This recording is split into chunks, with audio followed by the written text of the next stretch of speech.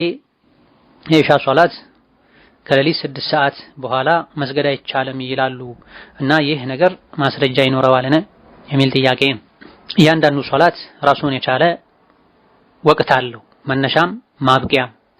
ጅብሪል መጥቶ ነቢዩን አለይሂ ሰላቱ ወሰላም በሁለቱም ሰዓቶች አሰግዶ ሶላት ያለው በእነዚህ ወቅቶች መሃል ነው ብሏቸዋል። ሶላት ወቅቱ እንደገባ ፈጥኖ መስገዱ ይመረጣል። ሁሉንም ሶላት ሁለት ሶላቶች ሲቀሩ ኢሻ ሶላት ዘግየት አድርጎ የሌሊቱ 1/3ኛ አካባቢ ላይ መስገድ የተሻለ ይሆናል። 4 ሰዓት አካባቢ እንደማለት ነው። ጀማዓ ለማይሰግድ ሰው ወይም በጀማዓ የሚሰግዱ ሰዎች ተስማምተው እስከዛ ካዘገዩ።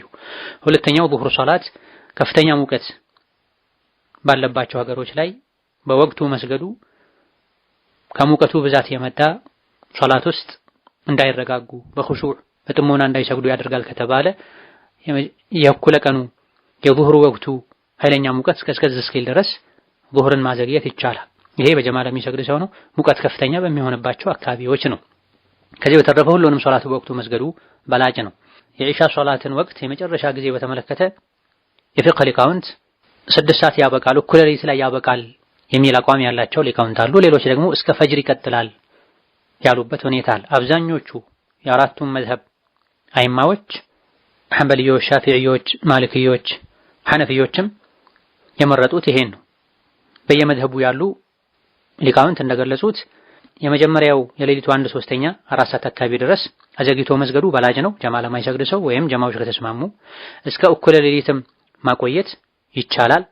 በተለያዩ ምክንያቶች የመጀመሪያው 1/3ኛ ላይ መስገድ ካልተቻለ ከተገደዱ ፈጅር አዛን እስኪል ድረስ ባለው የኢሻ ሶላት ወቅቱ አለ ብለዋል። ስለዚህ የኢሻ ሶላትን በተመለከተ የሚቻልበት ወቅት አለ፣ የሚወደድበት ወቅት አለ፣ የሚፈቀድበት ወቅት አለ።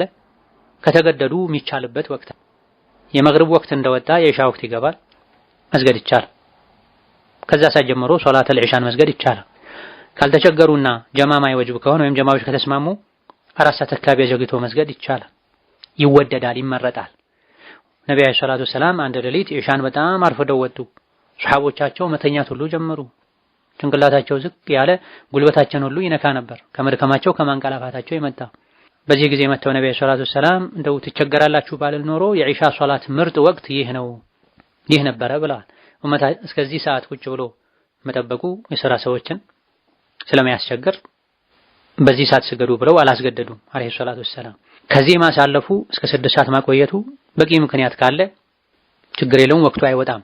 ከእኩለ ሌሊት በኋላ ወይም 6 ሰዓት በኋላ ሁሌ 6 ሰዓት ላይ ሆን ይችላል እኩለ ሌሊቱ ካልተገደዱ በስተቀር ማዘግየቱ አይገባም። ከእኩለ ሌሊት በኋላ የኢሻ ሶላት ወቅት ይወጣል የሚሉ